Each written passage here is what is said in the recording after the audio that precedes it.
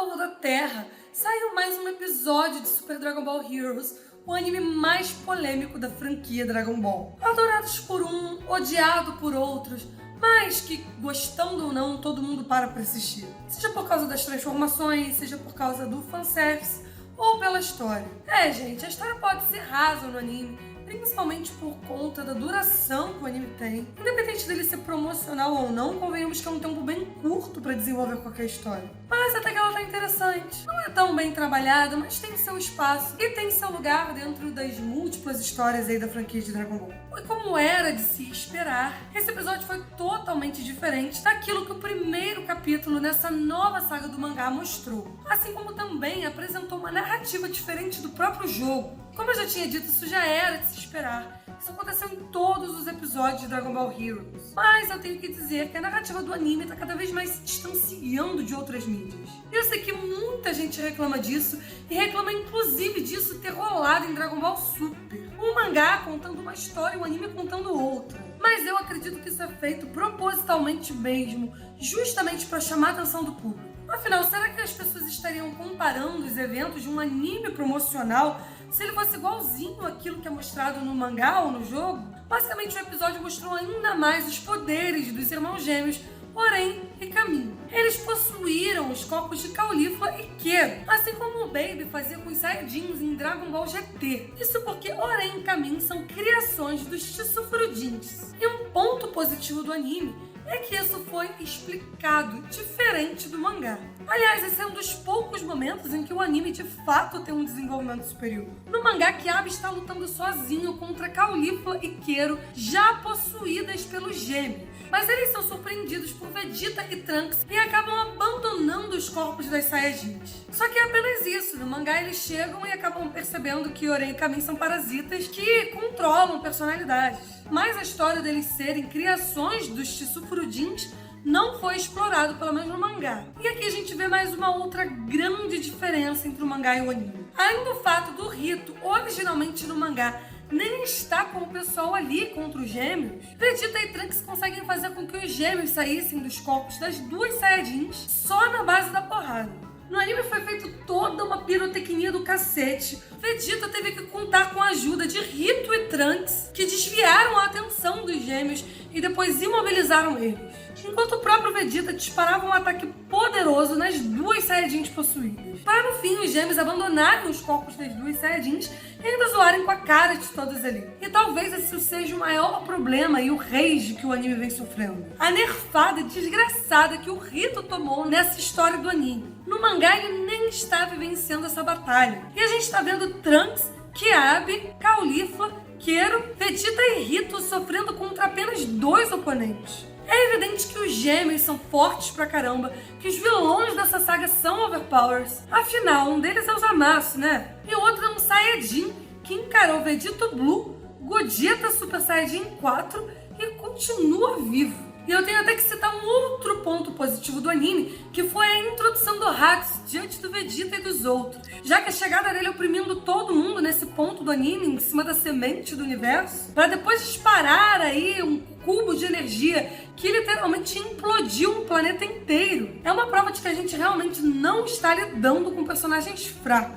Só que colocar o Vegeta e o Trunks usando o Super Saiyajin básico na luta e conseguirem estar no mesmo patamar de Rito, ou seja, obter resultados melhores ou superiores aos de Rito na batalha, é muita esculhambação. Isso meio que automaticamente deslegitima a ideia de mostrar o quanto Oren e Camin são poderosos. Afinal, mesmo que o Vegeta esteja passando por dificuldades, ele nem está usando o Blue. Então esse rearranjo da história, colocando o Rito junto com os outros Saiyajins dos universos 6 e 7, foi muito nas coxas. Que não tem outra explicação plausível se não pensar que o Rito do Heroes foi nerfado. E isso com certeza está aborrecendo os fãs da série de um modo geral. Nesse ponto, o mangá foi mais assertivo, já que o Rito estava numa outra batalha com o Zamasu em um outro ponto do planeta. E aí sim, colocar Rito e Zamasu numa luta mano a mano é bem diferente de colocar ele para apanhar para dois malucos.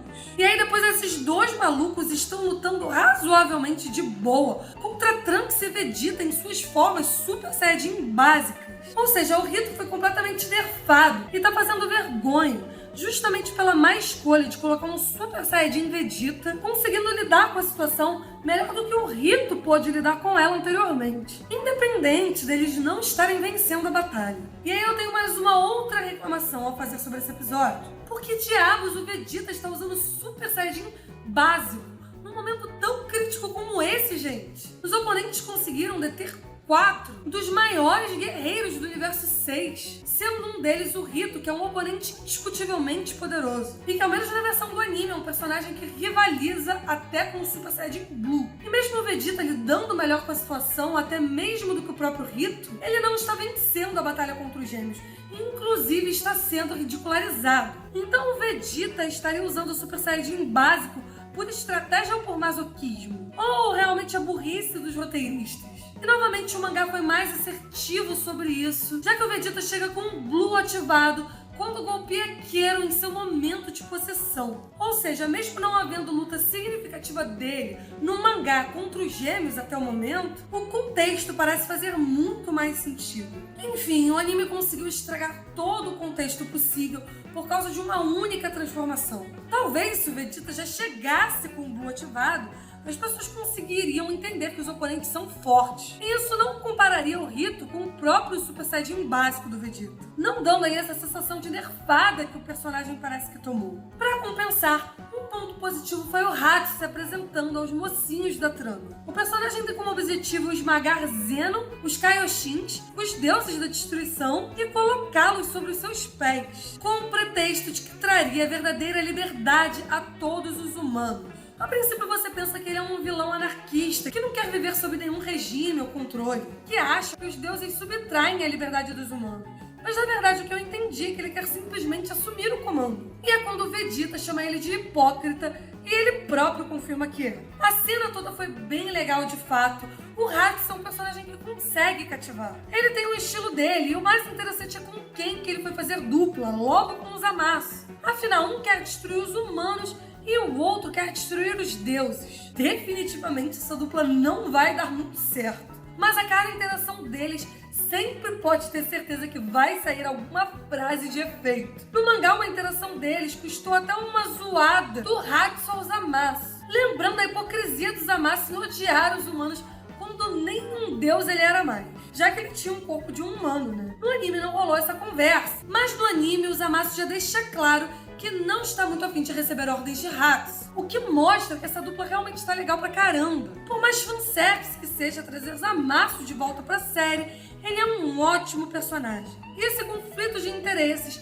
ao se aliar ao principal vilão desse arco, também é um outro ponto positivo. Continuando, Hatsu descobre de Rito que o ser mais poderoso para ele é o Jiren do Universo 11. Isso por causa de uma das habilidades de Hatsu, que é a ler mente. Olha, muita gente está menosprezando essa habilidade, dizendo que até um Kaioshin já era capaz disso. Mas a gente ainda não sabe qual é o nível dessa capacidade de ler mente do Hatsu. De qualquer forma, isso também é um outro ponto positivo para a série e para o vilão, pois essa habilidade está sendo bem utilizada nos argumentos da série, independente de ter sido no jogo, no anime ou no mangá. E já perto de encerrar o anime, Hatsu decide ir até o Universo 11 atrás de Jiren. E aí a gente tem uma cena do Universo 11 com o topo caído no chão e o Jiren e Kambaa se encarando. Eu achei essa cena meio descontextualizada com o diálogo, pois Hatsu ainda planejava ir até o Universo 11, só que como diabos o Kambaa já estava lá no Universo 11 enfrentando o topo e Jiren. Enfim, coisa de Dragon Ball Heroes. Outro vacilo no anime